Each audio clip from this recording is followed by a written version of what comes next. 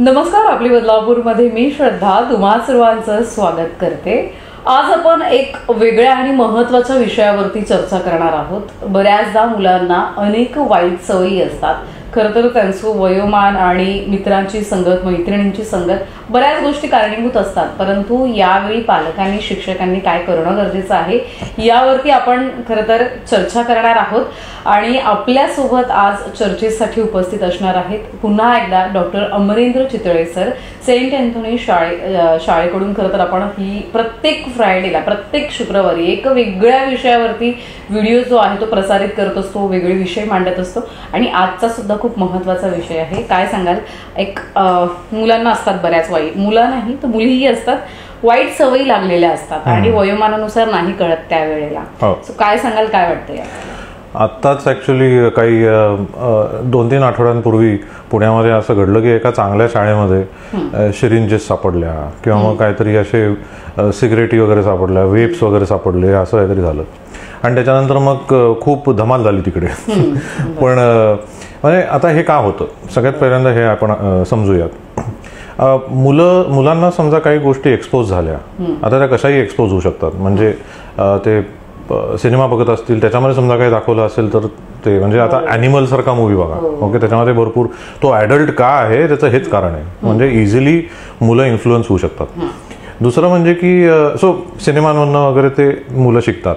दुसरं, पालक स्वतः घरामध्ये कदाचित स्मोकिंग किंवा ड्रिंकिंग करत असतील, ओके, ते समजा असेल तर मग मूल म्हणतं की म्हणजे ते पेरेंट करतोय म्हणजे ते बरोबर आहे, ओके।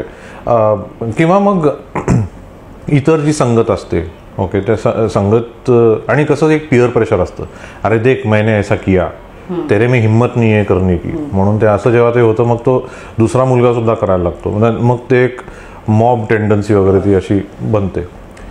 तर हे असं म्हणजे साधारण तुम्ही बघाल 7वी ते 10वीच्या मुलांमध्ये हे हाय रिस्क असतं। इम्पॉर्टंट गोष्ट अशी आहे याच्यामध्ये की आपण भरपूर गोष्टी टॅबू करून ठेवतो। टॅबू म्हणजे की ह्याच्याबद्दल बोलू नये, त्याच्याबद्दल बोलू नये, आणि मग ते असं लपवून जेव्हा ठेवलं तेव्हा मुलांची उत्सुकता तेव्हा वाढते की, कारण त्यांनी असं कधी कधी विचारलेलं असतं की आई हे ते काय, ते सिगरेट आहे का ते तोंडामध्ये त्या माणसाच्या, त्याच्याकडे बघू नकोस अजिबात, त्याला एक्सप्लेन करा की ते काय आहे, त्याच्याने काय होऊ शकतं। कोणी समजा ड्रिंकिंग करत असेल तर एक्सप्लेन करा मुलाला अगदी त्या प्रॉपर वयामध्ये, की त्याला तुम्ही टॅबू केलं ना तर त्याची उत्सुकता वाढते की हे काय आहे। आणि कसं आहे की आपण जेव्हा कधीही मुलाला, जेव्हा ॲज पेरेंट्स आपण जेव्हा कधी मुलाला समजा नाही म्हटलं, मुलाला काहीतरी करायचं असतं जे मुलाला वाटत असतं की हां ह्याच्यामध्ये मजा आहे, आणि पेरेंट्स कधी कधी नाही म्हणतात, त्यांना तेच वाटतं ह्या पॉईंटला की आता पेरेंट्स माझ्याकडनं काहीतरी लपवत आहेत, ह्याचा अर्थ की ह्याच्यामध्ये काहीतरी मजा आहे, म्हणजे मी ट्राय करायला पाहिजे, ओके। आता तुम्ही कशी लँग्वेज सुद्धा यूज करता ती सुद्धा इम्पॉर्टंट आहे, समजावणारी लँग्वेज।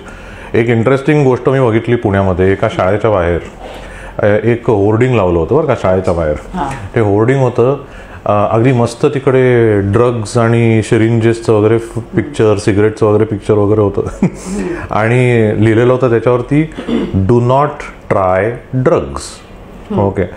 आणि हे शाळेच्या बाहेर होतं। मी जाऊन त्या प्रिन्सिपलना भेटलो, मी त्यांना म्हटलं की हा जो तुम्ही बोर्ड लावलेला आहे, ठीक आहे, त्याची आयडिया चांगली आहे, म्हणजे तुम्ही प्रोॲक्टिव्हली, पण त्याचा प्रॉब्लेम काय माहिती आहे का, की 90% जी मुलं आहेत तुमच्या शाळेमध्ये त्यांना हे कदाचित माहिती पण नसेल की असं काहीतरी आहे। आता तुम्ही ते त्यांच्या डोळ्यासमोर आणलं आणि तुम्ही काय वाक्य यूज करताय, डोंट म्हणजे नेगेटिव्ह आलं, आपल्या अनकॉन्शियस माइंडला नेगेटिव्ह प्रोसेस करता येत नाही, विच इज द ट्रूथ। म्हणजे बघा ना, कधीही आपण म्हटलं ना, म्हणजे don't think of a pink elephant, समजा मी तुम्हाला आता म्हटलं don't think of a pink elephant, तुमच्या डोक्यामध्ये आला ना डोक्यात, तर आणि त्याच्यामध्ये ट्राय वर्ड आहे, ट्राय असं आहे की डोंट ट्राय ड्रग्ज। ट्रायचा प्रॉब्लेम असा आहे ना की भरपूरदा हां I will try not to do it but I get the freedom to fail, म्हणजे मी फेल व्हायला ठीक आहे, म्हणजे तर असं आहे। त्याच्यामुळे proper education at the right age, proper exposure at the right age हे फार इम्पॉर्टंट आहे। आणि प्लीज घरी ॲटलिस्ट या गोष्टी होऊन देऊ नका। म्हणजे आई किंवा वडील, आणि आजकाल कोणी पण स्मोक करू शकतो, कोणी पण ड्रिंक करू शकतो, तर ते मुलासमोर समजा तुम्ही करत असाल तर ॲटलीस्ट मुलासमोर नका करू. आणि कुठले मूवीज तुम्ही त्यांना दाखवताय ह्याच्यावरती तुमचं ॲक्च्युली लक्ष असलं पाहिजे, कारण इन्फ्लुएन्सर्स भरपूर आहेत.